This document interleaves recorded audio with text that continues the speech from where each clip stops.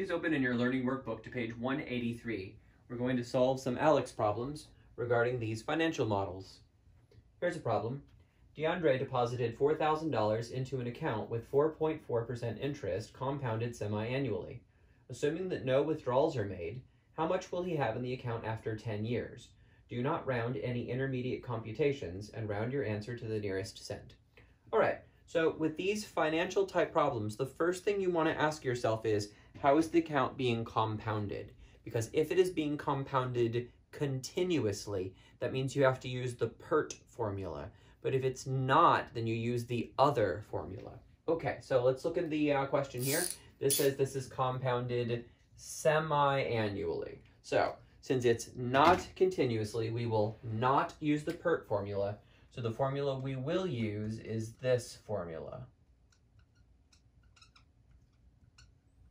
Which means to get our answer, all we have to do is figure out the value of these 5 variables and then plug them into our equation. Okay, so let's see if we can do that. DeAndre deposited $4,000 into an account. That means that's the amount of money that he has right here, right now in the present. It's the principal, P, with 4.4% interest. That's R, the interest rate. Now we talk about the interest rate as a percent, but we always have to convert to a decimal in order to put it in the equation. So divide by 100, and that gives us 0.044. Compounded semi-annually.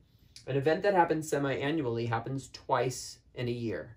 Semi means half. So half the year goes by, then you get some money. The other half goes by, then you get some money. So n is the number of times you get money in 1 year. So for this problem, n is 2. Assuming that no withdrawals are made, how much will he have in the account after 10 years? That's T. And of course, F, the future amount of money, is what we are being asked to find.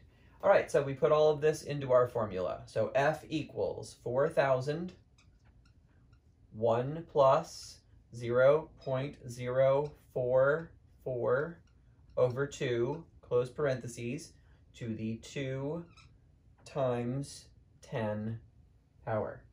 All right, then we have to put this in our calculators and we will get our answer.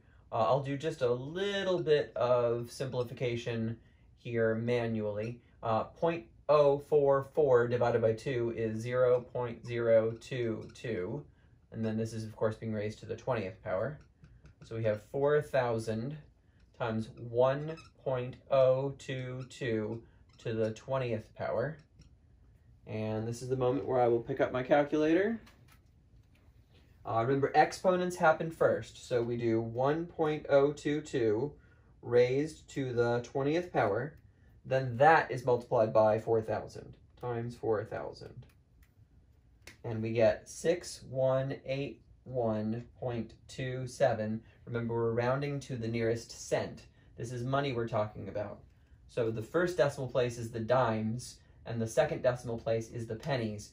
So we round to 2 decimal places. One thing I would like to say before I call this particular problem done, the instructions say do not round any intermediate computations. What does that mean? That means that if you're going to do any rounding, you do it only once and only at the very end when you're done with the whole problem. You don't do any rounding in the middle.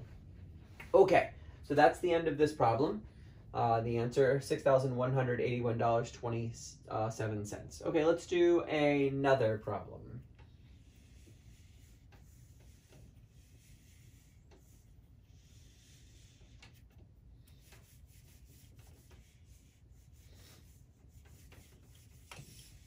All right, so still on Learning Workbook, page 183, it says, a certain loan program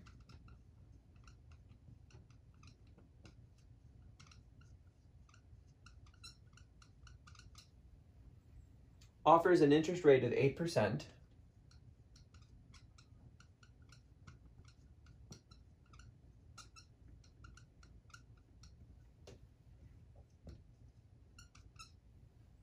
compounded continuously.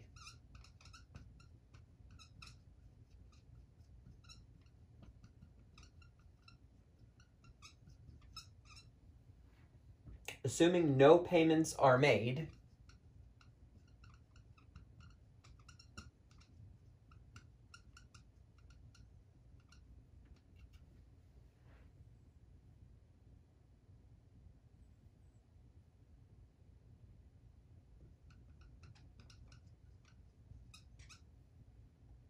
how much would be owed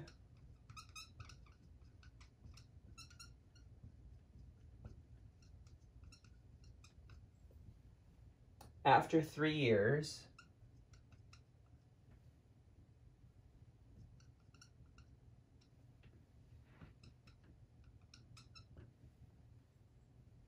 on a loan of $3,300. Do not round any intermediate computations and round your answer to the nearest cent. Okay, great. Let's go ahead and solve this problem. So, just like I said previously, the first thing you should look for is how is the account being compounded? Well, in this problem, it says it's compounded continuously. So this time we're going to use the PERT formula. F equals PE to the RT power. So our variables this time are FP, RT. And let's read the problem and fill in what we know. A certain loan program offers an interest rate of 8%, so that's R, which as a decimal is 0.08. Compounded continuously, which told us which formula to use.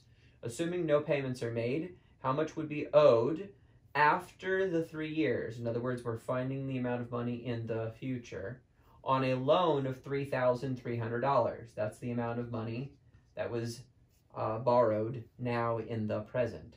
And it says after 3 years, so that is the time t.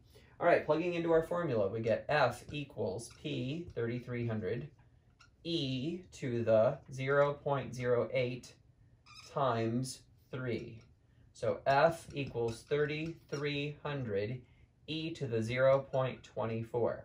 Following order of operations, we're going to do E to the 0.24 first, then multiply the result by 3,300.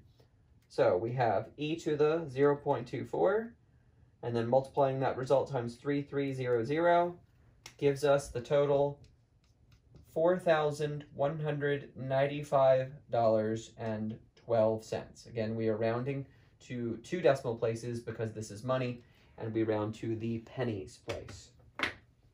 All right, there we go. That's 2 problems done.